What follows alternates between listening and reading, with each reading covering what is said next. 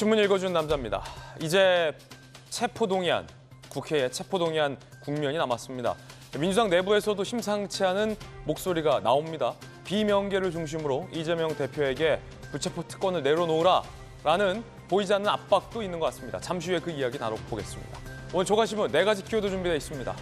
먼저 첫 번째 키워드부터 공개하겠습니다. 첫 번째 키워드는 바로 이겁니다. 170조.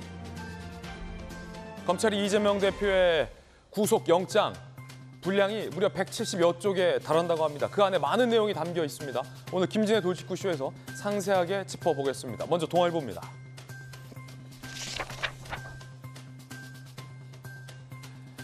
(4,895억 원을) 배임 규모로 검찰은 보고 있습니다. 기재가 됐습니다. 133억 뇌물 혐의도 구속영장에 기재가 됐습니다. 잠시 후에 상세한 혐의 저희들이 살펴보겠습니다만 검찰이 이 대장동 사업을 통해서 얻을 수 있는 이익은 거의 7천억대다.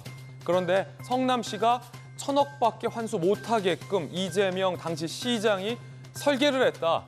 따라서 4,895억 원의 배임 혐의가 있다라고 검찰은 보고 있습니다. 이재명 대표는 이에 대해서 법치가 무너졌다라고 비판을 했는데요. 야당에서 28명이 이탈을 할 때, 체포가 필요하다라고 표결을 할 때 체포가 가결될 가능성이 있다라는 셈법도 복잡해지는데요. 잠시 후 이야기 나눠보죠. 이어서 두 번째 키워드 살펴보겠습니다. 두 번째 키워드는 이겁니다. 사자.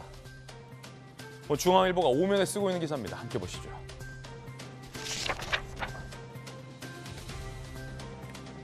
김성태 쌍방울 전 회장이 대질신문을 했습니다. 이른바 사자 대질 조사, 4명이 함께 만난 겁니다. 이화영 전 지사를 만났어요. 대면한 자리에서 20년간 알아왔는데 형 어떻게 나한테 이래? 형 나한테 왜 이래? 이화영 전 지사는 이에 대해서 나는 모르는 일이다 라고 선을 그었습니다. 형 나한테 왜 이래? 라는 김성태 전 쌍방울 회장의 외침, 어떤 의미일지 잠시 후에 이 사자 대질 조사에서 나왔던 이야기들 상세하게 오늘 김진애 돌직구쇼에서 보도해드리겠습니다. 회사 망하게 생겼어. 형 나한테 왜 이래? 누구 말이 맞는 걸까요? 이어서 다음 키워드입니다. 세 번째 키워드 살펴보시죠. 세 번째 키워드는 6년만. 오늘 숫자가 많습니다. 174, 6. 함께 보시죠. 경향신문입니다. 북한은 적이다. 국방백서에 북한에 대해서 적이라는 표기가 6년 만에 부활됐습니다. 지난 정부에서는 북한은 적이라는 기술이 빠졌죠. 국방백서에 따르면 북한의 핵 전력이 매우 고도화됐다라고 평가되고 있습니다.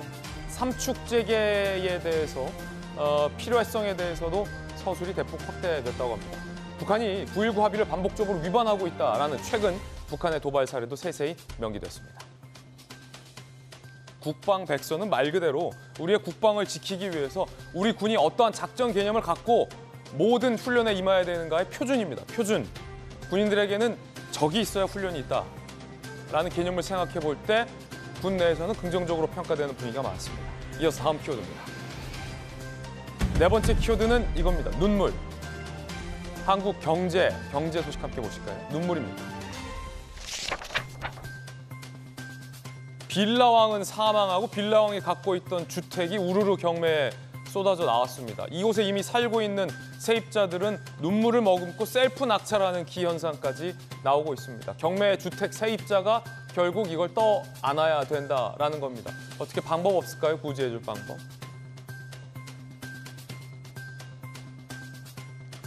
애초에 이 같은 빌라왕이 나오지 않도록 방지하는 게 가장 큰 조치일 텐데 이 세입자들의 눈물은 누가 닦아줍니까? 지금까지 신문 읽어주는 남자였습니다.